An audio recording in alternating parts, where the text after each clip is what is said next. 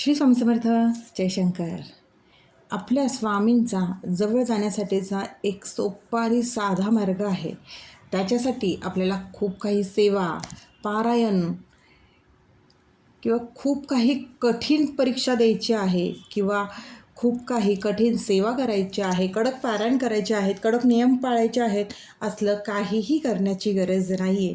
इतका साधा आणि सोपा मार्ग आहे आपल्या स्वामींच्या जवळ जाण्याचा.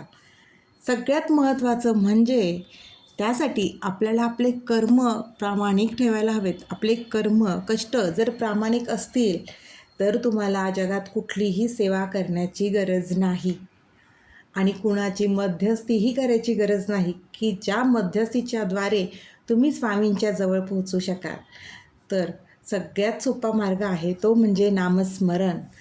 हो, नामस्मरण ही अशी गुरुकिल्ली आहे ना की त्यामार्फत आपण स्वामींच्या हृदयाचा दरवाजा नक्कीच उघडू शकतो. पण त्यासोबतच काही गोष्टी आहेत ज्या आपल्याला पाळायच्या आहेत आणि त्या गोष्टी जर आपण आचरणात आणल्या तर आपण आपल्या स्वामींच्या जवळ सहज पोचू शकतो. सगळ्यात महत्त्वाचं म्हणजे आपण आपल्यातला जो मी असतो ना, जो मीपणा असतो तो विसरायचा. नामाच्या जपाने आपल्या मनातील जे माझं माझं ही भावना असते, म्हणजेच हे मी केलं, हे माझ्यामुळे झालं, हे माझं होतं किंवा हे माझ्यामुळेच झालं आहे, हे मी करणार आहे, हे माझं आहे, हे जे मी आणि माझं हे जे आहे, ही जी भावना आपल्यामध्ये असते ती आपोआप स्वामींच्या चरणी नतमस्तक होते. म्हणूनच नामस्मरणात राहणं अत्यंत गरजेचं आहे. यामुळे आपल्यातील ही अहंकाराची भावना, मीपणाची भावना नक्कीच कमी होते आणि त्यासाठी आपल्याला स्वतःलाही आपल्या मनापासून प्रयत्न करण्याची गरज असते. स्वामींशी सरळ मनापासून आणि थेट जोडलं जाण्याचा, त्यांच्याशी बोलण्याचा हा सर्वात जवळचा आणि सोपा मार्ग आहे. म्हणूनच सांगते की नामस्मरण ही अशी गुरुकिल्ली आहे ना की आपण थेट स्वामींच्या हृदयापर्यंत पोहोचू शकतो. आणि याच नामस्मरणामुळे मनाला एक सुखशांती मिळते, एक आनंद मिळतो. दिवसभराच्या गडबडीत मन आपलं नेहमी खूप थकून जातं आणि अस्वस्थ देखील होतं. नामस्मरणामुळे मनाला एक वेगळी शांतता आणि सुख मिळतं, एक समाधान मिळतं.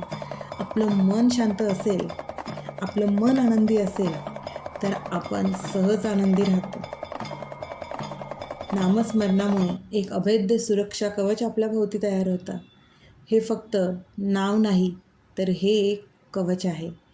आयुष्यात येणाऱ्या संकटांना सामोरं जाण्याची ताकद आणि आपल्या स्वामींचे आशीर्वाद या नामस्मरणातून आपल्याला नक्कीच मिळतात. इतकं अभेद्य सुरक्षा कवच जर आपल्याला मिळत असेल फक्त नामस्मरणामुळे तर प्रत्येकाने नामस्मरण करावं आणि मनापासून कर्म आणि कष्ट प्रामाणिक ठेवून करावं. भक्ती अधिक घट्ट करतं.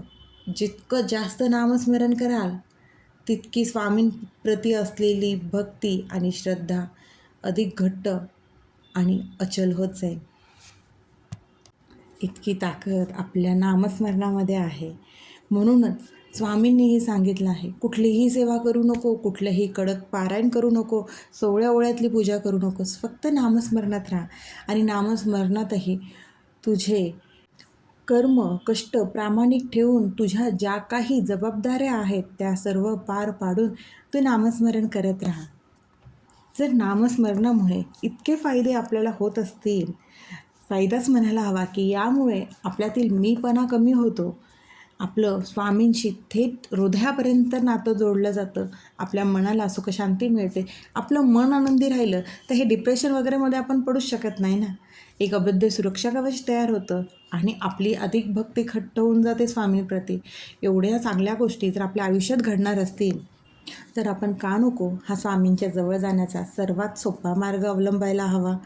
आणि मी तर हा माझ्या आचरणात आणलेला आहे. तुम्ही प्रत्येकाने हा सोपा मार्ग नक्कीच आपल्या आयुष्यात आणा. याच्या त्याच्या नादी लागण्यापेक्षा, कोणाचीही मध्यस्थी घेण्यापेक्षा आपणच केलेल्या चांगल्या कर्मामुळे, आपण केलेल्या नामस्मरणामुळे आपण पोचू की स्वामींच्या हृदयापर्यंत. त्यासाठी कशाला कुणाची गरज हवी आपल्याला. चला मग आजपासून आपण आपल्या स्वामींचं नामस्मरण सतत करत राहूया आणि स्वामींच्या हृदयापर्यंत पोहोचूया. माझी तर सुरुवात झालीच आहे. तुम्हीही नक्की सुरुवात करा स्वामींच्या जवळ जाण्याची, स्वामींच्या हृदयापर्यंत पोहोचण्याची. श्री स्वामी समर्थ. अशक्य ही शक्य करतील स्वामी, अशक्य ही शक्य करतील स्वामी.